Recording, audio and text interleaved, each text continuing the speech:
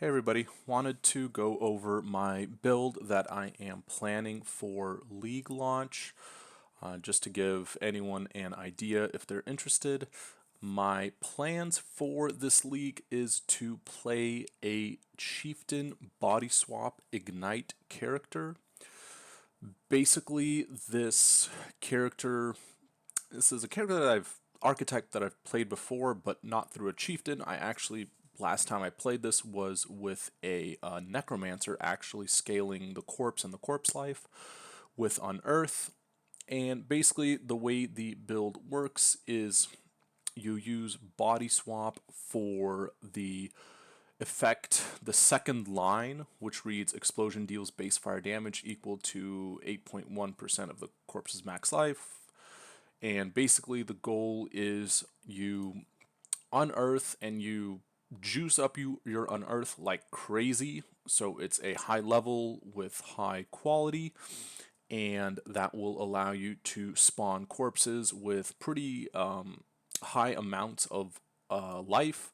And then essentially you body swap the corpses, dealing fire damage that will cause an ignite. And then the goal is basically you proliferate the ignite to all surrounding mobs and burn and kill everything. That's sort of how the character works. There's the way I made this character. It's extremely tanky, and it's meant to do deep delve and pretty much any other regular content in the game.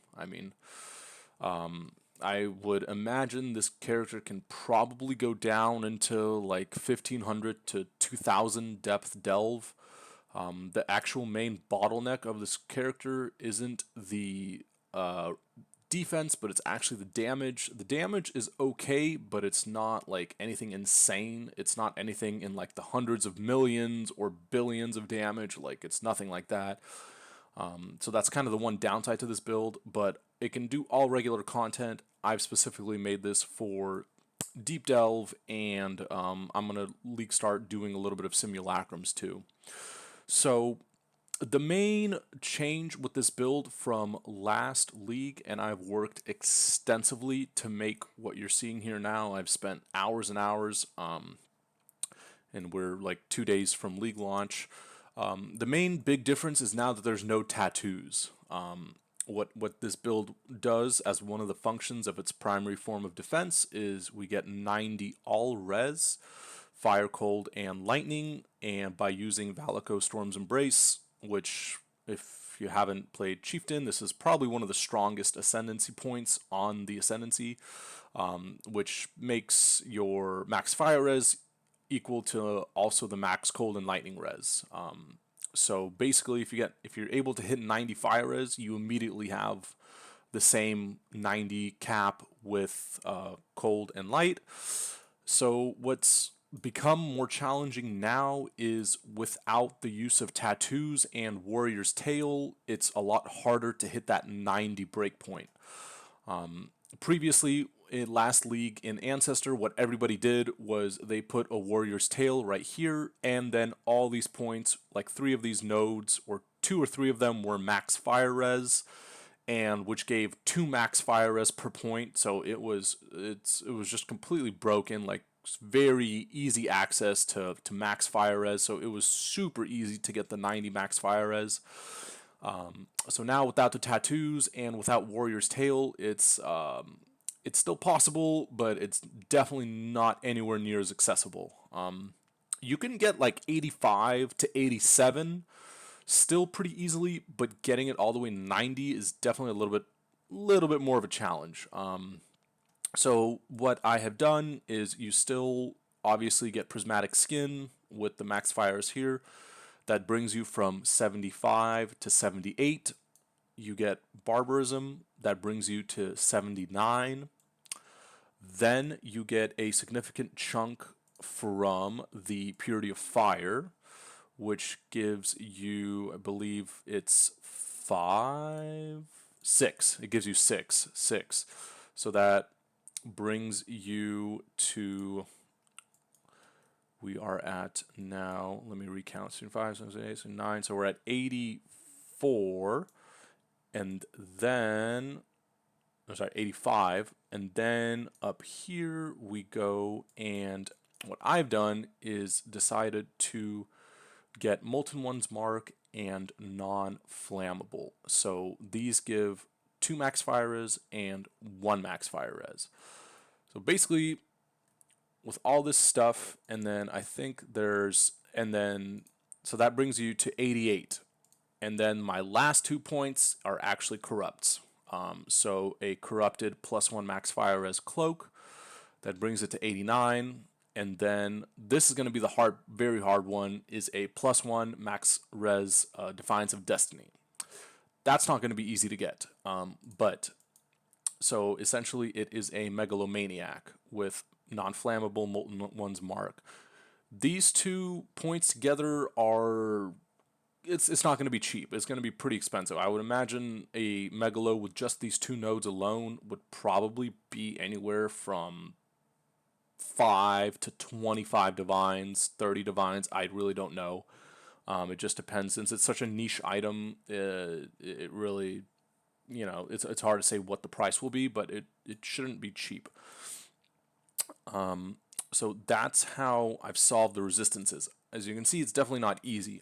Getting +1 max fire as Cloak of Flame is not too bad, but the Defiance of Destiny is not going to be that easy. One way you can do before getting Defiance of Destiny is actually to pick up, I think Molten One's Mark spawns on small cluster jewels naturally, so you can actually just pick up, even if you don't have the Megalo, you can just get 2 small cluster jewels to pick up an additional 4 max fire res with Molten One's Mark. So you can hit pretty close to 90 without the crazy corrupts. So one other thing is that without having the tattoos and the Warrior's Tail, that freed up a lot of points. So what I've done is I've instead grabbed cluster jewels here and up here for damage and more survivability. So this third node, I mean, it's going to be low chance that it's going to be something useful, but in this case I just added Burning Bright.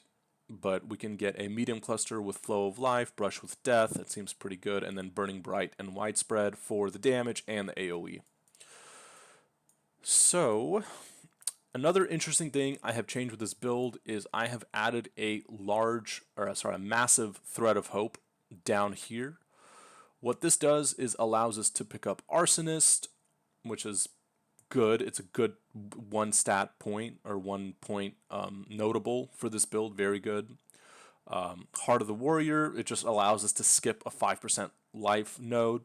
And then really the most important thing is Settling Ash. Now you don't see a lot of people use this, but nearby enemies are covered in ash if you haven't moved in the past 2 seconds. What's great about this build is since we're playing Bodyswap, we don't really move that much. Since we could just Bodyswap, we're technically always stationary, so that actually provides a lot of synergies. Number 1 with Settling Ash, then as well with Ramako Sun's Light. We always get the damage over time is -20 while stationary, since we're always stationary. In addition, use Arctic Armor, since again, always stationary, so we get 21% less phys damage taken and 21% less fire damage taken. So that's really nice. Also running Purity of Elements for the ailment immunity. Then we are Divine Blessing Malevolence for the more damage. And our last thing is just also using Righteous Fire for the more spell damage, and because, why not? It's not that big of a hit since we have so much fire res. It costs barely anything to run this. As you can see, it would go from 1,000 life regen to 850, give or take. So it's barely anything to run Righteous Fire, so it doesn't hurt. For this build specific, Righteous Fire did get nerfed since we're not using any crazy life or ES scaling, but nevertheless, it doesn't hurt to add in Righteous Fire. So I took out Amplify. A lot of people run Amplify. I took that out just because we're getting it made up for in these Widespread Destructions and Burning Bright. And then up here, it's pretty standard stuff. Aside from, again, the cluster jewels are new, but aside from that, everything else is pretty kind of typical. I really wanted to try to get infused flesh, but it just didn't. I just didn't have enough points. It didn't fit, and it seemed like really the most realistic thing to drop. And we actually have recoup on this build from another source, and then I will go over the defenses here, and then we also have possible escape to get melding and Undertaker for the +2 max corpses, damage consumed a corpse recently, and regen 2% life consumed a corpse recently. We're always consuming corpses since we're body swap, so this is a perfect node. Melding is actually quite nice because that gives, first of all, 7% life, and then second of all, the 3% life as maximum ES. Now, there is a little thing with ES on this build. We're actually running Eldritch Battery to take care of like mana costs, and melding just gives a little nice buffer for a little more energy shield.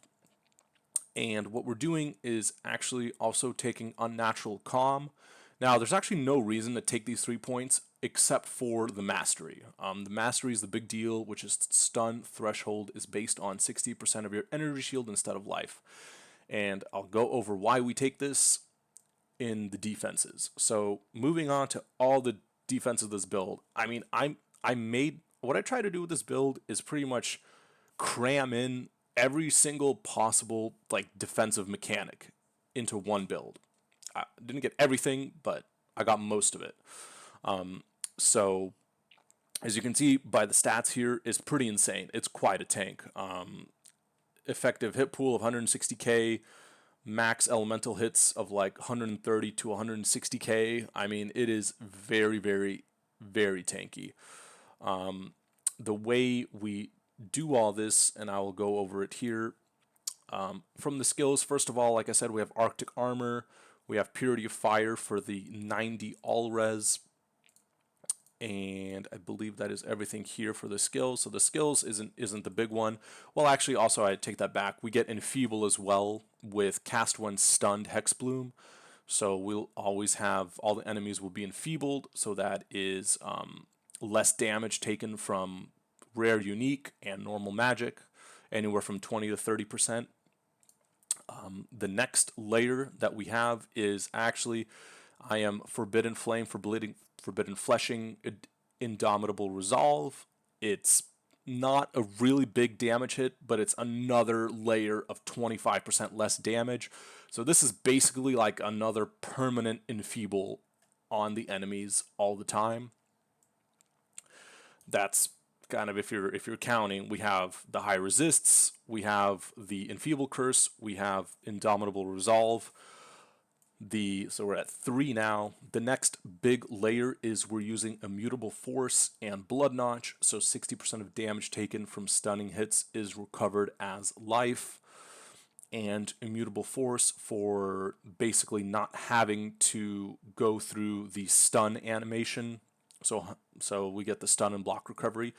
This is why we're taking the stun threshold mastery, so we can actually proc a lot of stuns.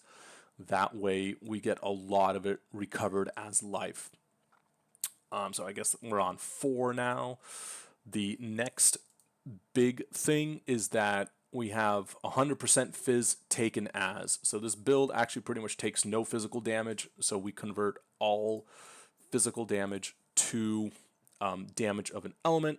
As you can see, with like a hit of this much, we basically take no physical damage at all. So as you can see, most of this conversion, we have like what, 20, 40, 80, basically it's 100, 99. So essentially all fizz is converted to an element. So that's like layer number 5. We don't have to worry about physical damage. The next thing is we're hexproof and take no extra damage from critical strikes because we are running Viridi's Veil with 2 magic rings. The magic rings I have set up to give 16% damage taken recouped as life, so we're like on number 7 now with 32% of damage taken recouped as life. Number 8 is we are also running Defiance of Destiny, so 40% of missing unreserved life before gain 40% missing life before unreserved. Basically, if you haven't used this amulet, and I actually haven't yet, but the way I understand it is you're basically immune to small hits, essentially. So that provides a huge layer of defense. This build also will be using Rallikish's Impatience. This was another stationary synergy, but they've since revamped the boots, but they're still pretty much this. They work exactly the same, to where we are, have all the effects of having maximum charges. And I believe, let me see, I believe that is all.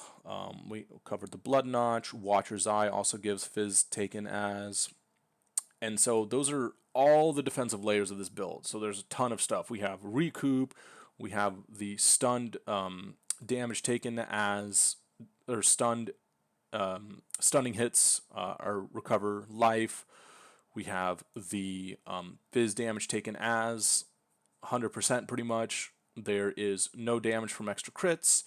The build takes an overall, if we count this, 25% less from the Ascendancy point, call it 25% from Enfeeble, and then actually there's also another Debilitated on Punishment, which I believe is another 10%. So it's like on average 60% less damage taken.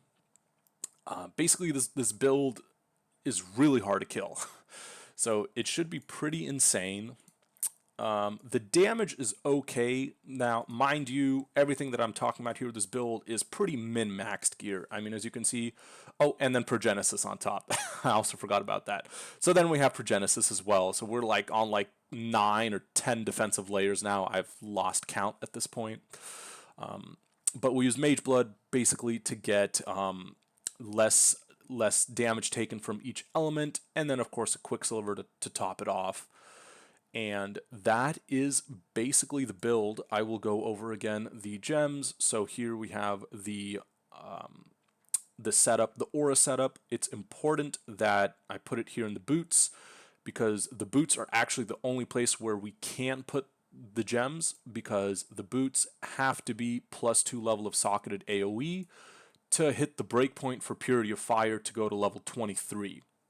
So it hits the 5% max fire res, and with the additional aura effect, that kicks it up to 6% because we hit the 20% breakpoint, so it goes up to 6%. And then Purity of Elements, Arctic Armor. In the weapon is the Malevolence. In the body armor is obviously the Bodyswap. So we're using Bodyswap, Burning, Swift Affliction, Efficacy. I put in Sadism. I'm going to play around with this. It seems like this is the best one, but I'm still kind of, we'll see. I'm not sure yet if Sadism is the one that I want to go with. Efficacy and Awaken Deadly Ailments. So basically scaling all the Ignite damage. And just to Flame Dash faster casting here, I saw most people actually use Shield Charge with faster attacks. I just don't like Shield Charge. I just strongly prefer Flame Dash. So I'm using Flame Dash instead, and then Righteous Fire. This is the Unearth setup. The Unearth will actually be a crazy level 33, because we are putting it in Viridi's Veil. Ideally, it's actually going to be easier to get this corrupt now, since we don't really have to worry about enchanting anymore. So that just takes away that stupid step of having to Discord and hire someone from TFT to run your lab enchant. But ideally, Viridi's Veil with +2 AoE, +2 Proj, and then +2 level of Sakura gems. That's +6 to the Unearth. And then we are also using Awaken Enhance and, well, again, min-max kind of stuff, but Awaken Empower to get Unearth at a maximum level of 33 with an additional, 68 quality. So it's a lot of corpse life. And then I think they buffed Unearth. They added an additional 10% corpse life to the quality of the normal gem. And then Punishment, Enfeeble here. Obviously, we're using Whispers of Doom to get the additional curse over here. So that is the build. It's basically a Giga-Tank. Should survive, and while it doesn't do insane amounts of damage, it should hopefully do enough damage to clear most, it should do enough damage to clear all regular content, and hopefully will be able to deep delve.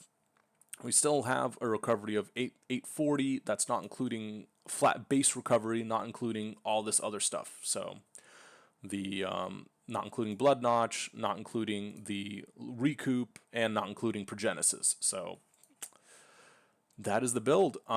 If anyone is interested in this build, I'm going to leave it in the description below for Path of Building. I will league start with this character. I'm going to level using Righteous Fire with Fire Trap, and then probably at some point I'll just start switching to Bodyswap Unearth and go from there. So that is the plan. We're going to make a Giga-Tank this league. So, oh, and I almost forgot for the Ascendancies. Basically, probably early on, I might end up picking up for the Wildwood Ascendancies, I might end up taking Magi just to get like the leveling stuff, like this Oath of the Magi. The tinctures, they're relatively useless. Bark skin perhaps, but near endgame is definitely going to be the which one is this? The Primalist. Absolutely, it's going to be Primalist, getting the 3 charms. We'll see. I haven't actually looked into yet what charms will be kind of best in slot per se. Have yet to determine that. Actually, maybe that's something I'll look at next here. But that is the build that I'm going to be running with. Any questions, leave them down in the comments below. Thank you for watching, and I hope everybody has a good league start. Take care.